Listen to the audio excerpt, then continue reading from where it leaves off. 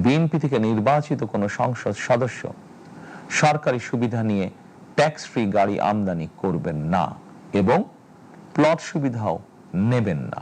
হাজারো প্রাণের বিনিময়ে একটি মাফিয়া সিন্ডিকেটের পতন ঘটিয়ে রাষ্ট্র এবং সরকারের জনগণের অধিকার প্রতিষ্ঠার অঙ্গীকার নিয়েই আমরা রাষ্ট্র পরিচালনার দায়িত্ব গ্রহণ করেছি।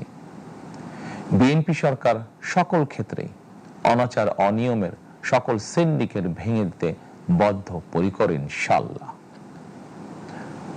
ক্ষুদ্র মাঝারি কিংবা ছোট বড় সকল ব্যবসায়ীদের প্রতি বর্তমান সরকারের দৃষ্টিভঙ্গি সহজ এবং স্পষ্ট। বর্তমান সরকার ব্যবসায়ী এবং ক্রেতা সাধারণ উভয় স্বার্থ রক্ষা করে প্রয়োজনীয় পদক্ষেপ গ্রহণ করতে চায়। সুতরাং সরকারের পক্ষ থেকে কি ধরনের উদ্যোগ গ্রহণ করলে বাজার পরিস্থিতি নিয়ন্ত্রণে থাকবে কিংবা ক্রেতা বিক্রেতা উভয়েরই স্বার্থ রক্ষা হবে, এ ব্যাপারে আপনাদের যে কোনো ধরনের পরামর্শ কিংবা অভিযোগ শুনতে সরকার প্রস্তুত। ক্রেতা বিক্রেতা গ্রহীতা এই সরকার সকলেরই সরকার। এই সরকার আপনাদেরই সরকার। আপনারাই ভোটের মাধ্যমে এই সরকারকে রাষ্ট্র পরিচালনার দায়িত্ব দিয়েছেন। আপনারাই এই সরকারের শক্তি। ইফতার, তারাবি, সেহরি এই সময়গুলোতে নিরবিচ্ছিন্নভাবে গ্যাস, পানি ও বিদ্যুৎ সরবরাহ পেতে চান। এই বিষয়টি নিশ্চিত করতে এরই মধ্যে আমি সংশ্লিষ্ট কর্তৃপক্ষকে নির্দেশনা দিয়েছি। অপচয় রোধ করে কৃচ্ছ্রতা সাধন প্রতিটি মুসলমানের ঈমানি দায়িত্ব। অফিস আদালতে বিনা প্রয়োজনে কিংবা প্রয়োজনের অতিরিক্ত গ্যাস, বিদ্যুৎ, পানি খরচের ব্যাপারে সচেতনতা অবলম্বন করাও ইবাদতেরই অংশ বলেই আমি মনে করি।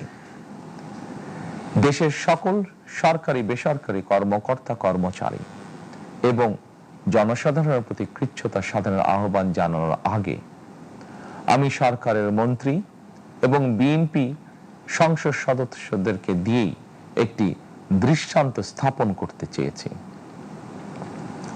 বিএনপির সংসদীয় দলের প্রথম সভাতেই আমরা সিদ্ধান্ত নিয়েছি বিএনপি থেকে নির্বাচিত কোনো সংসদ সদস্য সরকারি সুবিধা নিয়ে ট্যাক্স ফ্রি গাড়ি আমদানি করবেন না এবং প্লট সুবিধাও নেবেন না।